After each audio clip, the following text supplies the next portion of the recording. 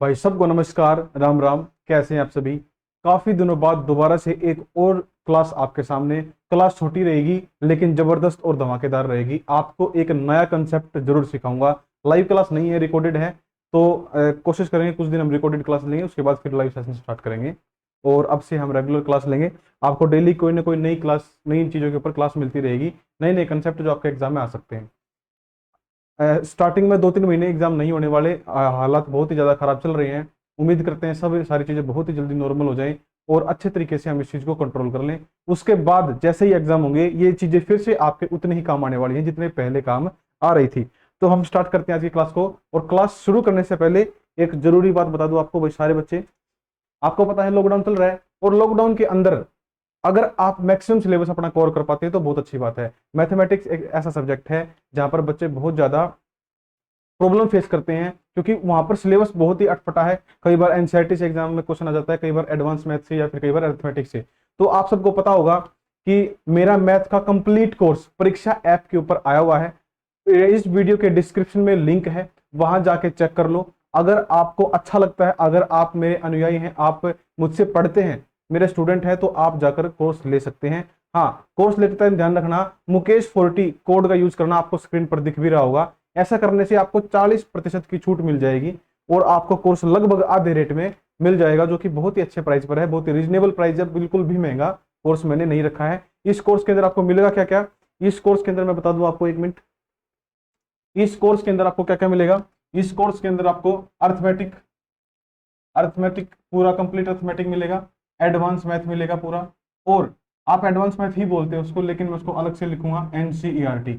NCERT के वो topic जो आपके एग्जाम में आए थे, ऐसे क्वेश्चन जिन्होंने आपको परेशान किया था, वो सारी सारी चीजें आपको यहाँ पर मिलेंगी। अगर मैं टोटल बात करूं तो आपको लगभग अराउंड 35 चैप्टर मिलेंगे। आपको अराउंड 35 चैप्टर यहाँ पर मिलेंगे, जहां पर आपको 120 प्लस वीडियोस मिलेंगी और लगभग 60 के आसपास आपको पीडीएफ भी मिलेगी। तो आपको किसी बुक पढ़ने की जरूरत नहीं है, कोई और किताब पढ़ने की, किसी और वीडियो को देखने की जरूरत नहीं है। सारी चीजें आपको एक जगह कंप्लीट मिल जाएंगी। अगर आप लेना चाहते हैं तो डिस्क्रिप्शन में लिंक है परीक्षा ऐप का। एक बार कोर्स ले या ना ले, परीक्षा ऐप को डाउनलोड करो, एक बार चेक करो। इस कोर्स के अलावा वहां पर और बहुत सारी चीजें जो आपके काम आ सकती हैं। ठीक है, तो चलिए अपनी क्लास को स्टार्ट करते हैं। तो आपने थंबनेल देख ही ली होगी, हम बाइनरी कन्वर्जन के ऊपर बात करेंगे, लेकिन ये कोई नॉर्मल बाइनरी कन्वर्जन नहीं है। बहुत सारे बच्चे इस वीडियो के टाइटल को देख के ये सोचेंगे बाइनरी कन्वर्जन तो हमें आता है, लेकिन हम थोड़ा सा और उसको एडवांस लेवल पर लेके जाएंगे कि बाइनरी कन्वर्जन के अंदर और नई चीजें क्या हो सकती हैं। देखो सारे बच्चे, पहले मैं बता दूं आपको कि बाइनरी कन्वर्जन क्या होता है। एक तो डेसिमल सिस्टम होता है। देखो, एक तो अपना डेसिमल सिस्टम होता है, सभी बच्चों को पता है। डेसिमल जिसका बेस कितना होता है? 10 होता है। जो हम आज तक नंबर सिस्टम पढ़ते आए हैं वो डेसिमल सिस्टम पढ़ते आए हैं। उसमें 10, उसका बेस 10 क्यों होता है? क्योंकि उसके अंदर साइन कौन से होते हैं? 0, 1, 2, 3, 4, 5, 6, 7, 8, 9। ये कुल मिला के साइन है जो हम आज तक पढ़ते हैं। इसके बाहर मैथमेटिक्स नहीं है जो हम डेसिमल सिस्टम आज तक पढ़ते हैं। एक होता है बाइनरी सिस्टम, जिसके अंदर सिर्फ दो, जिसका बेस कितना होता है? 2। इसके अंदर सिर्फ दो चीज होती है, 0 और 1। 0 और 1, सिर्फ 0 1 के अंदर डील करता है। और आप सभी को पता होगा कि बाइनरी जो है ये वो लैंग्वेज है जो किसके द्वारा यूज की जाती है? कंप्यूटर के द्वारा। याद रखना, कंप्यूटर किसी भी लैंग्वेज को नहीं समझता। किस लैंग्वेज को समझता है? बाइनरी लैंग्वेज को। बाइनरी सिस्टम को कंप्यूटर समझता है। 0 और 1 की फॉर्म में कोड उसके अंदर जाते हैं जिससे वो समझ पाता है कि क्या लिखा हुआ है। ठीक है, तो अब हम बात करते हैं कि अगर कोई नंबर आपको डेसिमल में लिखा हुआ है तो आप उसको बाइनरी में कैसे चेंज करेंगे। आप सभी बच्चों को पता है, आप में से बहुत सारे बच्चे ये चीज पहले कर चुके होंगे। ठीक है ना? देखो, अगर मैं यहां पर लिखूं 57, आपको पता है ये क्या, और मैं यहां पर लिख देता हूं 10। इसका मतलब ये है कि 57 एक डेसिमल नंबर है। यहां पर मैंने बेस में क्या लिखा? 10, और बेस 10 किसका होता है? डेसिमल का। तो आप कह सकते हैं कि ये डेसिमल में है। और कोई आपसे पूछ ले, बताओ ये, सिर्फ इतनी सी बात पूछ ले, तो आप इसके बेस को देखते ही बता दोगे कि ये क्या पूछ रहा है आपसे। इस डेसिमल नंबर का बाइनरी कन्वर्जन पूछ रहा है कि डेसिमल नंबर को बाइनरी में कैसे लिखेंगे। तो सीधी सी बात है, आपने कुछ नहीं करना, बच्चों की तरह मैं सिर्फ रिवाइज करा रहा हूं। सारे बच्चों को ये चीजें पता है, मैं सिर्फ आपको रिवाइज करा रहा हूं। अगर आपको ये चीजें, अगर मान लो आपको बाइनरी में कन्वर्ट करनी है, आपको पता है जिसमें आपने कन्वर्ट करनी है उसका बेस कितना है? 2। याद रखना, आपको सिर्फ ये देखना जिसमें आपने कन्वर्ट करनी है, कन्वर्ट करनी किसमें है उसका आपको बेस देखना है। आपने देखना है कि सर बाइनरी का बेस तो 2 है, तो यहां पर आप 2 से भाग करते चले जाओ। और याद रखना, जो शेषफल बच रहा है वो शेषफल इंपॉर्टेंट है। जैसे कि देखो, 2 दूनी 4 और 2 8 16, कितना बचा? 1। उसको यहां पर लिख लो अलग से। फिर 2 से करो 14 कितना बचा, अब के बाद शेषफल नहीं बचा तो जीरो, जीरो भी यहां पर लिखो, इन्हीं चीजों की कीमत है, इसकी कोई कीमत नहीं है। और फिर देखो दो, दो सते 14, फिर से जीरो बचा तो जीरो लिखो यहां पर। फिर देखो दो तिया 6, एक बचाना तो यहां पर एक लिखो। फिर देखो दो एकम दो, दो एकम दो, कितना बचा, एक बचा। जब यहां पर दो से कम बच जाए, मतलब कि एक बच जाए, तो यह समझ लेना कि आपका काम कंप्लीट हो गया। अब यहां से उठाओ इसको इस तरफ, नीचे से ऊपर उठाओ, सबसे पहले ये लिखो, ये एक लिखो, ये एक यहां पर लिखो, ये आप देखो एक, फिर ये वाला एक, फिर ये वाला एक, फिर ये 0 0 1, 0 0 1, और ये बेस 2, ये आपका हो जाएगा उत्तर। ये सारी बातें आप सभी बच्चों को पता है, मेरे को बताने की जरूरत नहीं है कि ये चीज कितनी इंपॉर्टेंट है। एग्जाम में क्वेश्चन आए भी थे और आगे भी आते रहेंगे। बाइनरी कन्वर्जन से हरियाणा के एग्जाम की मैं बात कर रहा हूँ, चाहे वो हरियाणा पुलिस का ले लो, चाहे पटवारी का ले लो, चाहे किसी भी चीज का ले लो, ये क्वेश्चन हमेशा से आते रहे हैं और आगे भी आते रहेंगे। मेरा मोटिव आपको ये सिखाना नहीं है, आप इस चीज को मेरे से बेहतर जानते होंगे, लेकिन मैं आपको एक नई चीज सिखाना चाहता हूँ। देखो सारे बच्चे,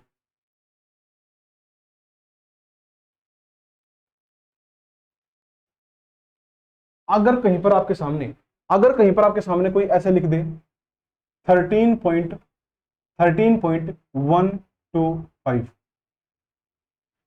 और पूछ ले आपसे, बताओ इसका बाइनरी कन्वर्जन क्या होगा, बताओ इसका बाइनरी कन्वर्जन क्या होगा, तो आप थोड़े से कंफ्यूज हो जाओगे।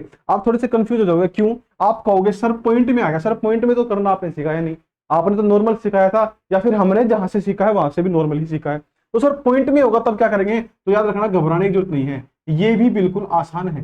कैसे करोगे, आप इसको क्या लिख सकते हो, आप इसको 13 + 0.125 लिख सकते हो।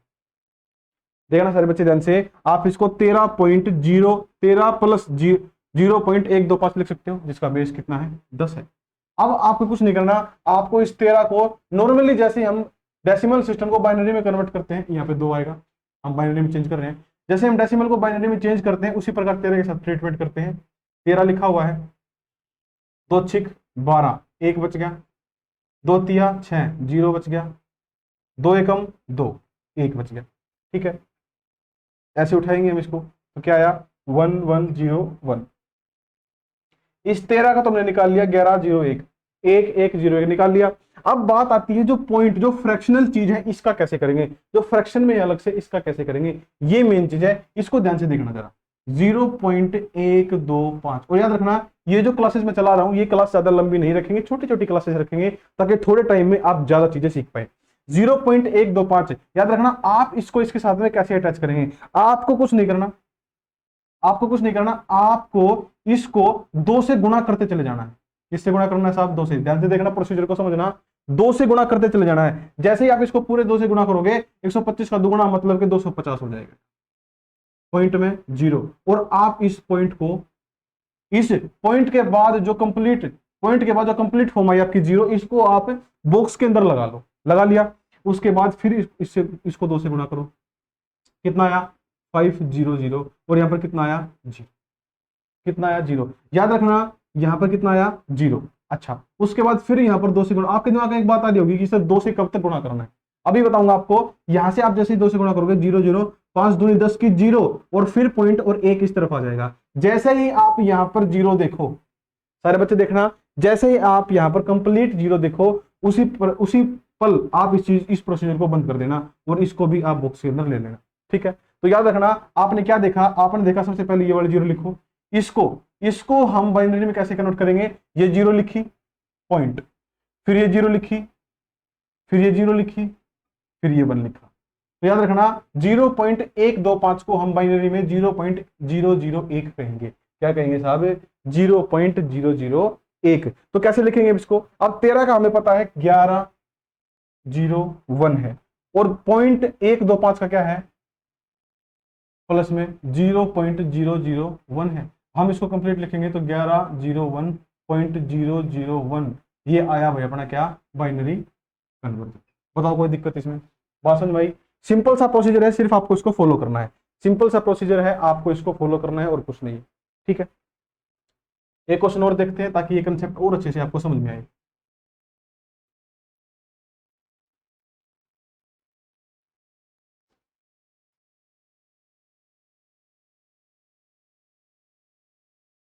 देखो मैं लिखता हूं वही 0.625, 0.625, और ये एक डेसिमल नंबर है जिसको आपको एक बाइनरी नंबर में कन्वर्ट करना है। अब आपको पहले ही फ्रैक्शन फॉर्म दिया है, आगे कुछ दिया ही नहीं, तो इसको डायरेक्टली सोल्व करना स्टार्ट करते हैं। 0.625, 0.625, जैसे ही आप इसको 2 से गुणा करते हो, जैसे ही आप इसको 2 से गुणा करते हो, आप क्या पाओगे? 5 दूनी 10 की 0 हासिल बचा 1, 2 दूनी 4 और 1 5, और 6 दूनी 12, तो 1, 6 दूनी 12, तो 12 का 2 का, और पॉइंट 1 इस तरफ आ जाएगा।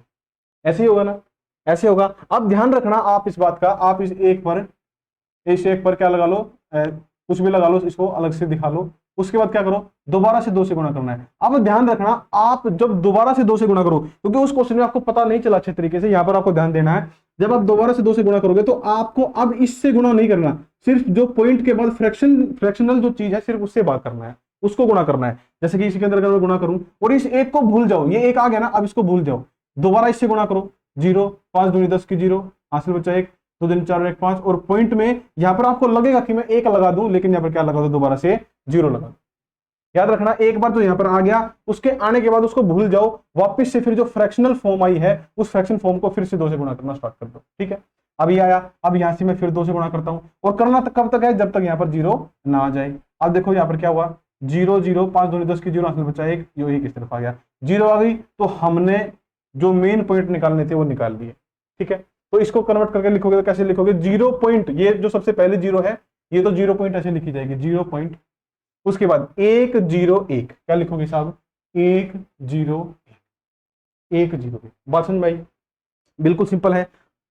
इतनी क्लास थी अपनी, ज्यादा लंबी क्लास नहीं रखेंगे। एक होमवर्क देता हूं आपको, आप सभी बच्चे उसको कमेंट में आंसर देंगे, ताकि मेरे को पता चल जाए कि आपको ये चीजें समझ में आई या नहीं आई। देखो क्वेश्चन लिखता हूं मैं, 47.625, यही कर लो आप। ठीक है, सिंपल, ज्यादा मुश्किल नहीं है। इसका आपको बताना है बाइनरी कन्वर्जन क्या होगा। 47.625, इसका आपको बाइनरी कन्वर्जन बताना है क्या होगा। ठीक है, देखते हैं कौन बच्चा पहले आंसर देगा। जो बच्चा पहले आंसर देगा उस बच्चे का जो कमेंट है उसको हम पिन कर देंगे। ठीक है, तो अगली क्लास में बढ़िया एक और अच्छे ऐसे ही कंसेप्ट के साथ दोबारा मिलेंगे। तब तक के लिए धन्यवाद।